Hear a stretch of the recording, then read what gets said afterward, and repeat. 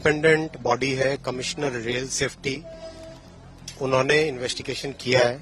मेरा इस वक्त कमेंट करना ठीक नहीं होगा। Let the inquiry report come out, but the cause of the accident has been identified and the people responsible have been identified. So अभी कुछ भी करना ठीक नहीं है। Let the entire thing be investigated by the proper investigating authorities. कल माननीय प्रधानमंत्री श्री नरेंद्र मोदी जी ने आके साइट का इंस्पेक्शन किया था और उन्होंने इंस्ट्रक्शंस दिए। उस इंस्ट्रक्शंस के हिसाब से कंप्लीट तेजी से काम चल रहा है। आप देख रहे हो कल रात में ये वाला जो ट्रैक है, जो इस पूरे के पूरे करीब करीब ट्रैक का काम कंप्लीट हुआ। अभी उसका ओवरहेड इलेक्ट्रिफिकेशन का जो ऊपर के तार लग रहे हैं वो ओएचई का काम अभी कंप्लीट हो रहा है। टैंपिंग मशीन रेडी पड़ी है। जैसे ही ये काम कंप्लीट होगा फटाफट इस ट्रैक को आज कोशिश करेंगे इस पूरे ट्रैक को आज ही रिस्टोर करने का। सारे के सारे जितने भी वैगन्स और कोचेज और सब के सब ऑलरेडी टैकल कर लिए गए। सभी डेड बॉडीज को रिमूव कर लिया गया है। कंप्लीट ऑपरेशन तेजी से चल रहा है। पूरी की पूरी कोशिश रहेगी कि वेडनेसडे मॉर्निंग का जो टारगेट है, वेडनेसडे मॉर्निंग तक कंप्लीट रिस्टोरेशन होके गाड़ियां नॉर्मल तरीके से चलने लगे वो हो।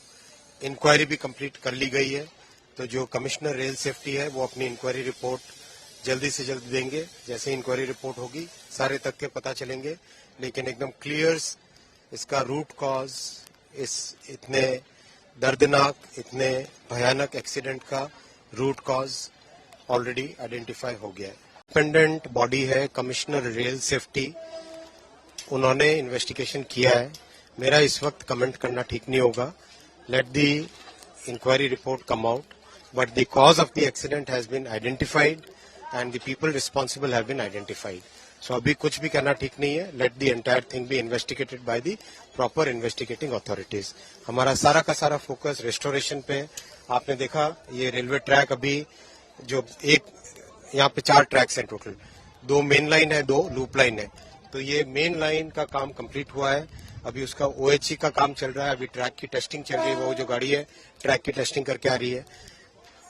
दोपहर शाम तक एक ट्रैक कंप्लीट हो जाएगा। दूसरा ट्रैक लगना चालू हो गया। देख रहे हैं आप यहाँ पे पटरियां बिछ रही है और ये सारे के सारे स्लीपर्स बिछे जा चुके हैं।